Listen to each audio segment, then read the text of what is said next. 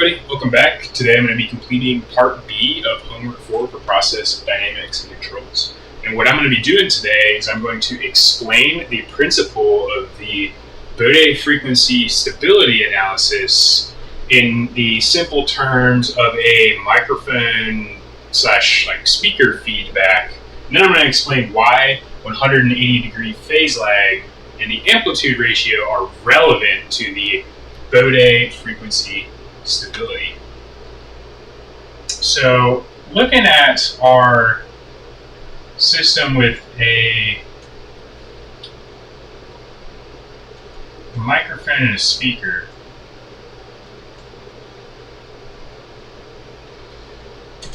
this can be considered a closed loop system, which is what the Bode frequency stability analysis applies to. It only applies to closed loop systems where there can be feedback.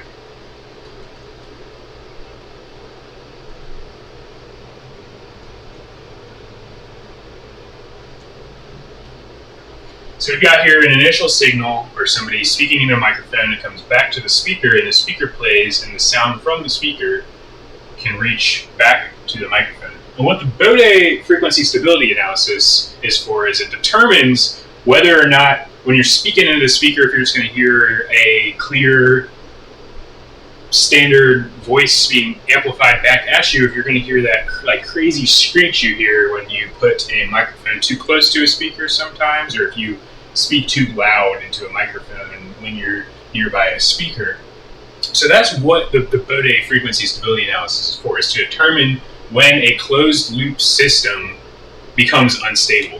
So in the case of a speaker and a microphone, when it becomes unstable is when you start to hear that crazy howling, because the oscillations of the sound is becoming unstable, oscillations are becoming unstable, and then you just hear a sudden screech coming out of the speaker. Now, why the 180 degree phase lag and amplitude ratio are relevant is because the only time you hear that shriek is when you have this 180 degree phase lag. So to kind of visualize this, I'm just going to draw, let's say this is the frequency of your initial voice into the speaker. And then let's say what the microphone receives back from the speaker looks something like this.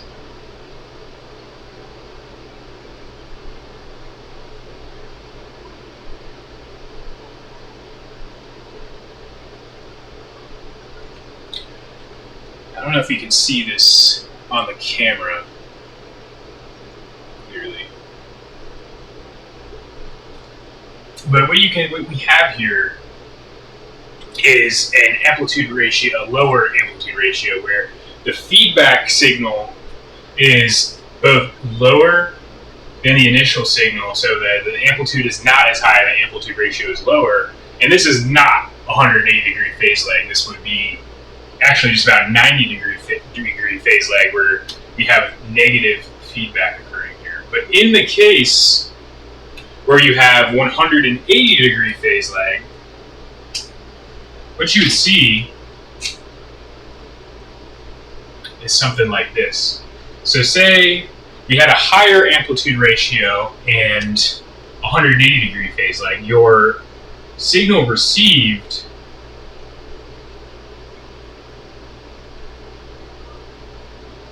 from the speaker back into the microphone would peak exactly when the new voice signal was peaking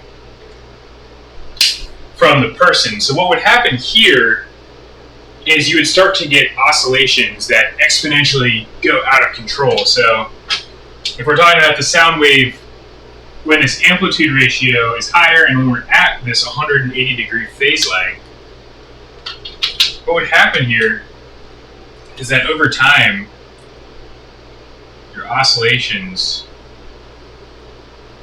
would just exponentially grow out of control as the amplitude ratio you're adding as it comes back. It has that 180 degrees phase lag. The oscillations are right on top of each other. They're essentially additive. So each time it's coming back, it's just increasing, and it just exponentially becomes unstable. And that's when you start to hear that loud screech from the microphone. In the example of a microphone speaker feedback is when you're exactly at that 180 degree phase lag with an amplitude ratio where the amplitude of the sound coming from the speaker is at the same or higher than the amplitude of the initial signal coming into the microphone. So that's just kind of a general explanation of the Bode frequency stability analysis from this kind of practical explanation here. But now we can go ahead and move on and do a little bit of math with this versus just kind of a holistic explanation. So let's move on to that part. Welcome back to homework 4, Process Dynamics and Controls, Part B. What we're going to be doing in this part B is we are going to show how the substitution of j omega into the open loop transfer function is going to yield our amplitude ratio and our phase lag in a Bode frequency analysis, and that j is going to represent the square root of -1. You usually see I representing. But to get started here, let's start out by considering that we're just going to call G the product of all of our open loop transfer functions. So if you remember, an open loop transfer function has something like your GC, your G for your process, and some sort of measurement device, but for an open loop it never really returns back to close that loop. We're going to consider G to be the product of all of these different transfer functions within the open loop. And then we're going to consider the partial fraction decomposition of G to see that G times omega over s squared plus omega squared has to equal a constant a1 over s plus b1 plus a2 over s plus b2, all the way till we get to a cs plus d over s squared plus omega squared. And then, moving on from here, we're going to go ahead and distribute out this s squared plus omega squared so that we can try to isolate this g. So after distributing that out, what we get is that G, first of all, in this step, I'm also going to include the amplitude here later on, times G times omega is going to equal our A1 times S squared plus omega squared over S plus B1 plus A2 times S squared plus omega squared all over our S plus B2. Again, all the way till we get to our CS plus D, this time without that S squared plus omega squared. Now, we're going to go ahead and come in and say that we know that our J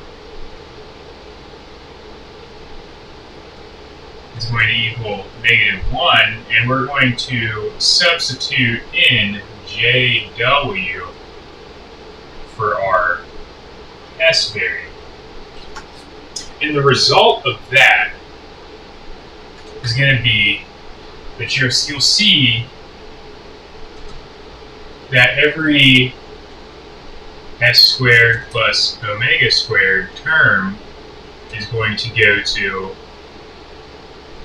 square root of -1 squared times omega squared plus omega squared, which of course equals 0, meaning that we're going to eliminate all of these partial fractions here, these A1s and A2s, and all that we're going to be left with is our A times our G omega is going to equal RC times JW plus D. Then we're going to go ahead and sub in a generic first order transfer function. So we're going to say that a KCK, or controller gain times K, over our tau S plus 1, that's going to equal RG.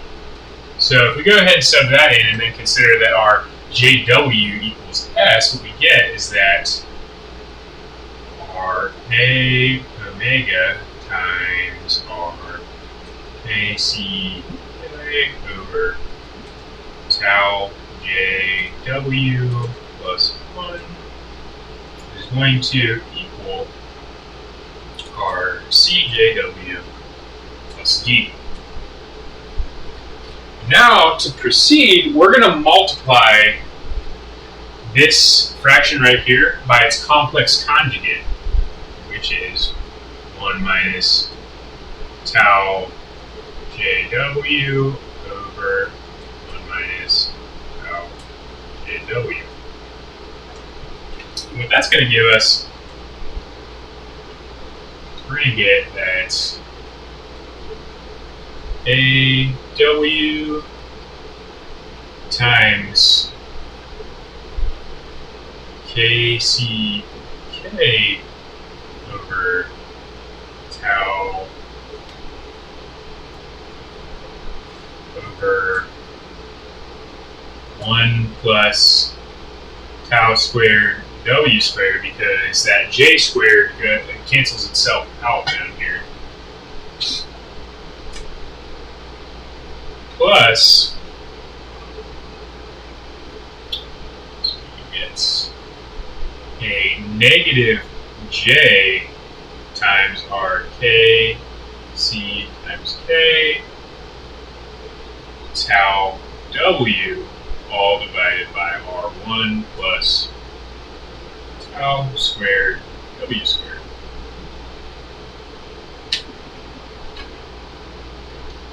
That is again going to equal our CJW plus RD.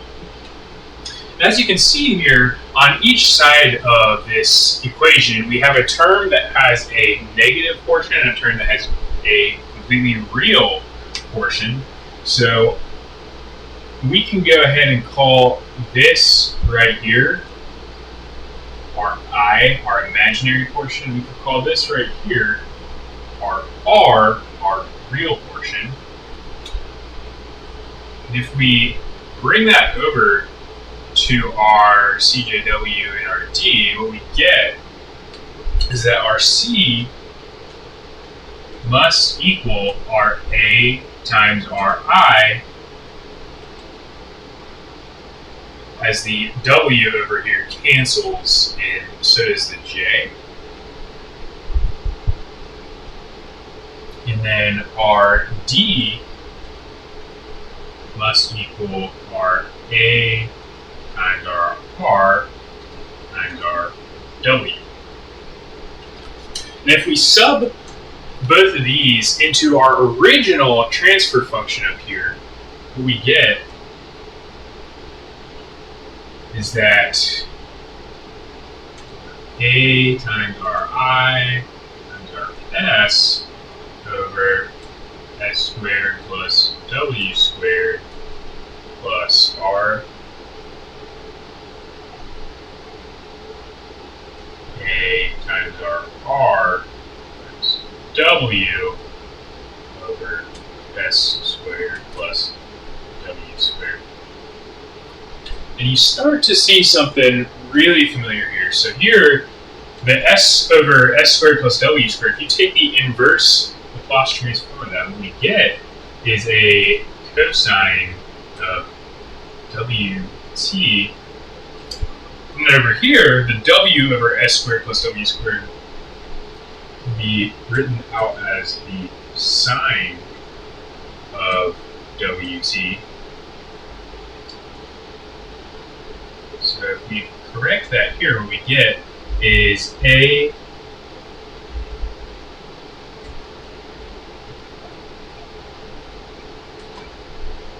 we can pull out our A here to get that A times our I times cosine WT plus R times sine of WT. And then moving on from here, we are going to set H equal to WT, and we're going to apply a little bit of trigonometry here. So we know that the sine of something plus something else, so let's say H plus phi, as we're going to want to find this phase lag later on, actually equals the sine of H times the cosine of phi plus the cosine of H times the sine of phi. And then we kind of start to see a relationship here where we've got this cosine of H right here corresponds to this, and our sine of H over here corresponds to this, meaning that this sine of this phi must be our imaginary component, and then this cosine of this phi must be our real component here. So now what we've got is that our R equals our cosine of our phase lag psi, and our I equals the sine of our phase lag psi. Then if we consider R squared plus I squared, we know from our previous derivations up here that this must equal our amplitude ratio squared times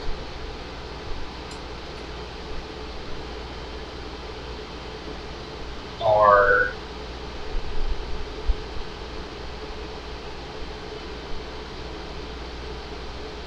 cosine squared of r phi plus r sine squared of r phi, which we know again from trigonometry, this value right here is equal to 1, which allows us to find the first part of our question, our amplitude ratio, is equal to the square root of our real portion squared plus our imaginary portion squared. And then we can also apply this to try to find our phase lag, the value for our phase lag. So if we take our I divided by our R, let's write this, run out of room here. Take our I divided by our R, that gives us our amplitude ratio times our sine of our phi value over our amplitude ratio times our cosine of our phi value, which of course is equal to our amplitude ratio times our tangent of our phi value. And if we solve this out for our phi, our phase lag, we get that our phase lag equals, let's see here, the arc tangent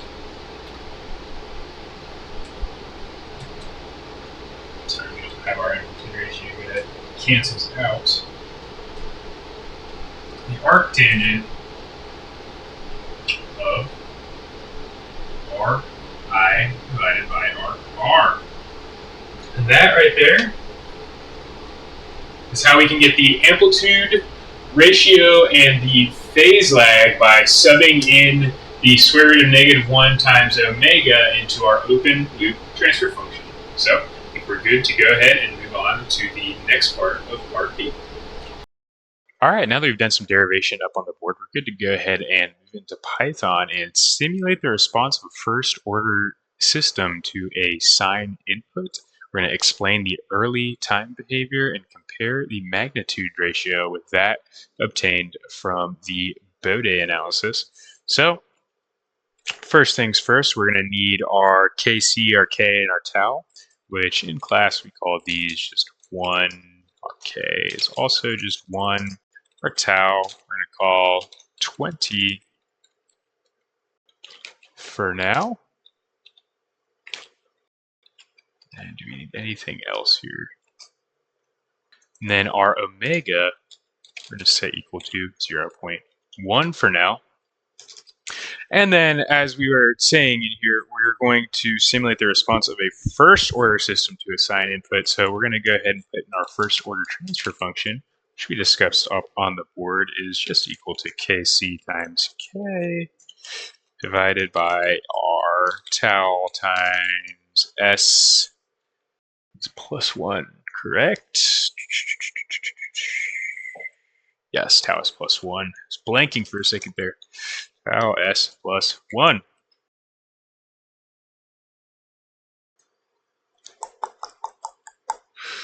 Yep, that looks all right. And then similar to what we've done before, we're going to go ahead and call our T and our H our simulation. Hold on. Sorry about that. I realized I forgot to run our CHE tools template up here, so that was causing us a little bit of trouble up there. Now we are good to go ahead and say that our T and H, and like I said, we don't have to use T and H, but in this case, it's what we've been sticking to between our manometer and our tanks. So we're just going to say T and H is going to equal sim of our G function, our lambda T, going to do 2 times MP dot sine, since we're using a sinusoidal like step input here, of our W times T. We are going to have our N equal 1000 and our DT is going to equal 0.5 and shift enter. I think that should be all good. And then we're going to do fig equal make subplots. Do fig dot add scatter. As per usual, we're going to set our x equal to our t, our y equal to our h, and our mode equal lines. So, as you can see here, this is pretty much what we expected going in here. We got some weird early time behavior where we kind of jump up above 1 before stabilizing out and staying consistent. And that makes sense given how our function, our simulation works here. And what else are we looking at here? And then we now need to do a Bode analysis on our G here. So I'm going to go ahead and say that we're going to say fig So we're going to take our Bode analysis of our G here, display our figure, see how this looks. All right. So as you can see, this makes sense given what we've done before. We're not at that 180 phase change where we're going to become unstable. So that's why we've got stability up here. We are not yet at the 180 phase change. And looking at our amplitude ratio, where we are at right now,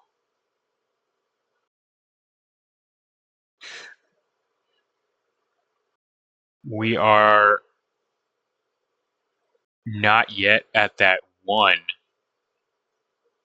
meaning that our amplitude ratio is not greater than 1 and we are currently stable. So our Bode stability analysis has told us that our controller right now is currently stable and does not have a phase lag greater than 180. So I think that is the end of this part of homework for part B. So let's go ahead and move on to the next one. All right, so for the final part of part B for process dynamics and controls, what we're going to do is we're going to derive the analytical expressions for the amplitude ratio and the phase lag for both a first order system with proportional only control as well as a system with pure dead time. And we're going to start out with our system with our first order system with proportional only control, because if you'll remember from earlier in this video, we found that our phase lag or our amplitude ratio can be expressed as the square root of the imaginary portion squared plus the real portion squared, and that our phase lag can be represented by the arctangent of the imaginary portion divided by the real portion. And we also figured out for our first order system that the real portion is going to equal our kck over our 1 plus tau squared omega squared, and our imaginary section is going to be our kck times our tau omega over our 1 plus tau squared omega squared. So getting started here real quickly, you can kind of just combine these two expressions into both our amplitude ratio and our phase lag. So getting started with our amplitude ratio, and then our amplitude ratio is going to equal our square root of our imaginary portion squared plus our real portion squared, which if we plug both of these expressions into here, what we're going to get is this big expression of our kck divided by 1 plus tau squared omega squared, all squared, plus our negative kck times our tau omega, all divided by 1 plus tau squared omega squared. Of course, we're taking the square root of this whole expression. We're going to want to simplify this down quite a bit. This is kind of a doozy of an expression here, which eventually is going to give us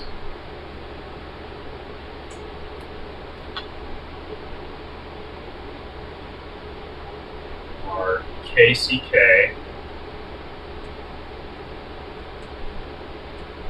all divided by the square root of 1 plus tau squared omega squared. And that is going to be our amplitude ratio for our first order system. Then our phase lag is also fairly trivial. We know that this is going to be the arctangent of, and in this case we're dividing, both of these have the same denominator, so we can just get rid of that denominator. Our negative kck tau omega divided by our kck, and clearly here you can eliminate those two kck's. So our phase lag for our first order system with proportional only control is just going to be the arctangent of minus tau omega. That right there is our analytical expressions for our ratio phase lag for our first order system with proportional only control. So next we can move on to finding an analytical expression for a system with pure dead time. So we'll go ahead and erase all this and move on to that part. All right, now moving on to our system with pure dead time. We know that our controller G is going to equal our Kc times e to the power of negative s omega all over tau s plus 1. And then we are going to do the same thing we did in a previous analysis. We're going to let s equal j omega, where our j is going to equal the square root of negative 1. And from previous calculus we've learned, we know that we can use the Euler equivalence here, that our e to the power of theta j omega is going to equal our cosine of theta omega plus our sine plus r j times r sine of theta omega. And then in this case, we can call this right here our real portion. We can call this right here our imaginary portion, the cosine being our real and the sine being our imaginary. And then yet again, we can sub this into our two expressions up here. So we know that our amplitude ratio A hat is equal to the square root of our sine squared theta omega plus our cosine squared theta omega. We know that this is always going to need to equal 1, just by the rules of our sine and our cosine here. And we know that our phase leg, our phi here, is going to equal the arctangent of the sine of theta omega over the cosine of theta omega. You'll recognize here that this is, of course, just the tangent of our theta omega. And taking the arctangent of the tangent is just going to give us the expression in those parentheses there, meaning that our phase lag for our pure dead time system is just going to be our theta omega. And that, I believe, is the end of Part B for homework 4, so I will see you in Part C.